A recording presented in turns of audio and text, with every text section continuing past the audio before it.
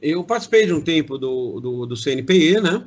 Então, como consultor, etc., eu vou te falar que, assim, na verdade, a área nuclear hoje, ela vive um momento de, vamos dizer assim, de espera. Então, hoje, os projetos nucleares ativos seria terminar a Angra 3, ponto. Então, seria acabar a usina de Angra 3 e acabar um reator que está sendo construído em Iperó, que é para a produção de radiofármacos, tá? Que seria o projeto do RMB. Esses são os dois macroprojetos da Comissão Nacional de Energia Nuclear, mas eu vou ser honesto com você.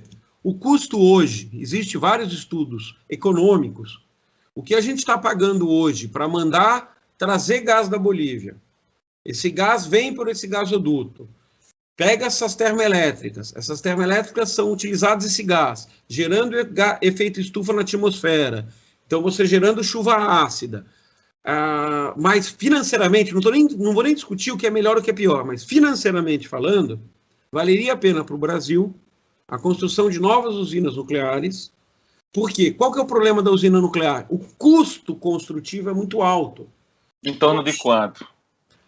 De uma usina? Vamos lá. Depende muito do nível de usina e o tamanho da usina. Existem hoje projetos de você pegar usinas menores, que são usinas que a gente chama modulares, que seriam usinas menores na ordem aí de 400, 500 megawatts, que é basicamente 4 a 5 termoelétricas normais que estão sendo construídas, ou seja, ela é pequena para a área nuclear, mas em relação a, por exemplo, uma gás, ela é bastante grande, tá? 400, 500 megawatts. Essa usina dessa estaria na ordem entre 2 a 4 bilhões a construção de dólares. Sim. Tá? É um valor bastante elevado.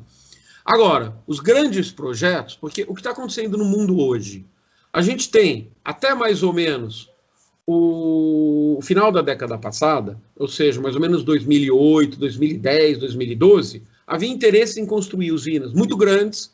Então a gente está falando aí usinas de 3 gigawatts, 4 gigawatts, mas aí em valores na ordem de 20 bilhões, 25 bilhões. Só que seria uma grande usina, muito grande, para você ter uma ideia. 3 gigawatts é quase 3 vezes Angra 2, tá? Sim. Então, é uma usina bastante grande. Por que eles pensam numa usina muito grande? Porque eu concentro toda a produção energética numa área isolada, em que eu tenho toda a segurança física, porque ainda não, você tem material radioativo, existe, principalmente no estrangeiro, um perigo muito grande de um terrorismo nuclear, alguém roubar um combustível desse, jogar num veio de água. Então, houve denúncias de riscos de segurança física, terrorismo mesmo, tá?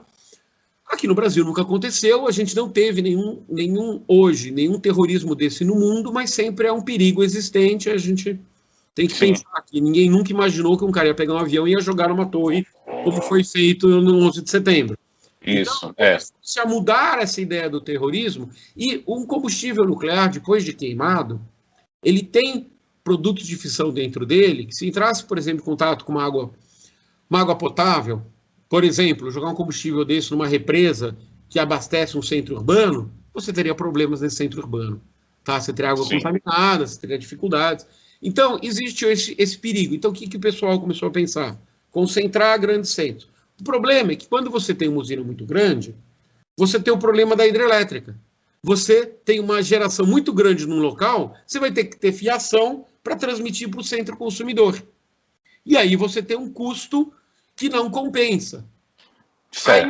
Aí, a partir de 2010, começa a discussão dos chamados reatores modulares, reatores menores, em que eu colocaria perto de grandes centros consumidores, e aí eu botaria usinas na ordem de 400, 500 megawatts, só que aí qual que é o problema?